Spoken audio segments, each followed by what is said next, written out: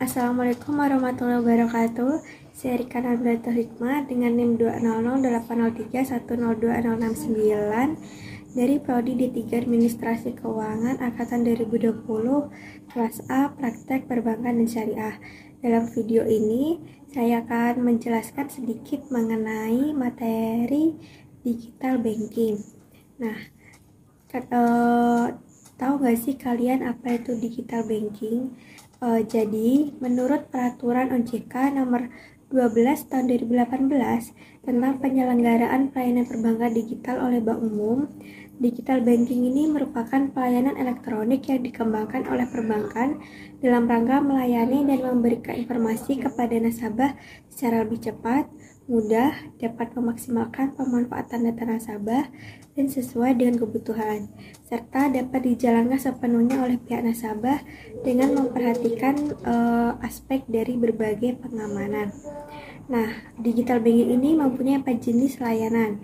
Yang pertama, layanan internet banking, di mana nasabah dapat mengakses transaksinya menggunakan komputer yang terhubung dengan jaringan internet. Fitur dan transaksi yang dapat dilakukan di internet banking ini yaitu transfer dana, informasi saldo, mutasi rekening, informasi nilai tukar, dan pembayaran tagihan. Selanjutnya, jenis lain yang kedua yaitu phone banking, yaitu layanan untuk pemenuhan kebutuhan nasabah agar dapat memberikan kemudahan saat memperoleh informasi perbankan dan bertransaksi keuangan non-cash melalui smartphone. Kemudian jenis layanan yang ketiga yaitu SMS banking, layanan transaksi perbankan yang bisa dilakukan oleh nasabah menggunakan telepon seluler dengan format short message service atau SMS. Dan jenis layanan yang terakhir yaitu layanan mobile banking, di mana pelayanan yang diberikan kepada nasabah dimungkinkan untuk melakukan transaksi keuangan dengan melalui handphone atau smartphone. Dalam layanan mobile banking ini digunakan dengan menggunakan berbagai menu yang tersedia melalui aplikasi yang bisa diinstal oleh nasabah. Nah, di Indonesia sendiri ada berbagai contoh jenis digital banking seperti Bank Jago, Jenius, Neobank, TMRW dari Bank UOB Indonesia, Digibank by DBS, Sibank, dan Blue by BCA. Selanjutnya ada contoh perkembangan digital banking di Indonesia. Seperti yang terlihat dari grafik, itu adalah peningkatan jumlah pengguna internet di Indonesia dari tahun 2010 sampai 2017. Nah, sebagaimana hasil survei menunjukkan pengguna internet di Indonesia dari tahun 2010 sampai dengan 2017 selalu mengalami peningkatan atau kenaikan dari total populasi penduduk Indonesia 260 juta jiwa. Penetrasi pengguna internet di Indonesia tahun 2017 telah mencapai 143,26 juta jiwa atau setara dengan 54,68%. Hal ini menunjukkan peningkatan 10,56 juta jiwa dari hasil survei pada tahun 2016. Penetrasi pengguna internet di Indonesia dari tahun 2010 sampai dengan 2017. Nah, selanjutnya pengguna digital banking BNI Syariah kantor cabang Banda Aceh dari tahun 2014 sampai 2018. Nah, berdasarkan gambar yang tersaji, ini menunjukkan bahwa pengguna digital banking atau M-banking, internet banking, dan SMS banking BNI Syariah kantor cabang Banda Aceh mengalami peningkatan setiap tahunnya.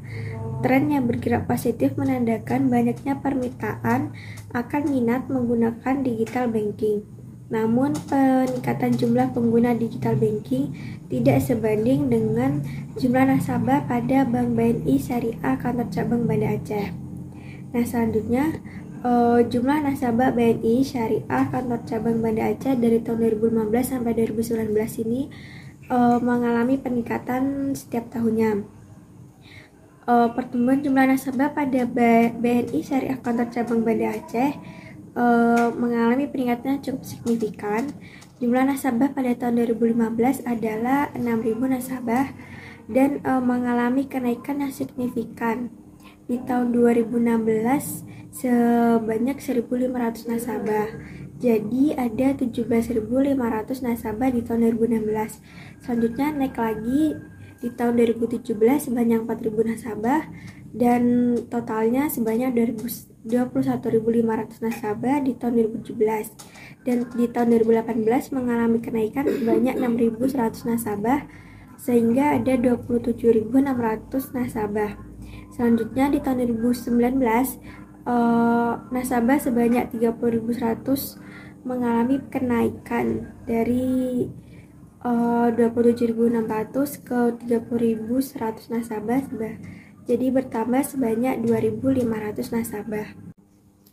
Selanjutnya kasus pembobolan dana nasabah melalui mobile banking. Nah, salah satu kasus yang mencuat yaitu kasus pembobolan m-banking wartawan senior bernama Ilham Bintang yang terjadi pada awal tahun 2022. Ia kehilangan dana hingga ratusan juta di rekening bank. Berdasarkan penyelidikan kepolisian, kasus pembobolan ini berasal dari sistem layanan informasi keuangan atau SLIK korban yang ada di Otoritas Jasa Keuangan (OJK). Nah, kemudian data ini dijual oleh oknum pegawai bank tersebut kepada komplotan pelaku kejahatan. Nah, dari data tersebut, mereka membuat kartu tanda penduduk atau KTP palsu, kemudian mengajukan permohonan penggantian SIM card kepada operator telekomunikasi Indosat dengan alasan ponsel hilang. Nah, setelah mendapatkan SIM card baru, mereka masuk ke email pribadi dan membobol email dengan memanfaatkan one time password atau OTP, dan mereka pun berhasil mengganti password banking tersebut.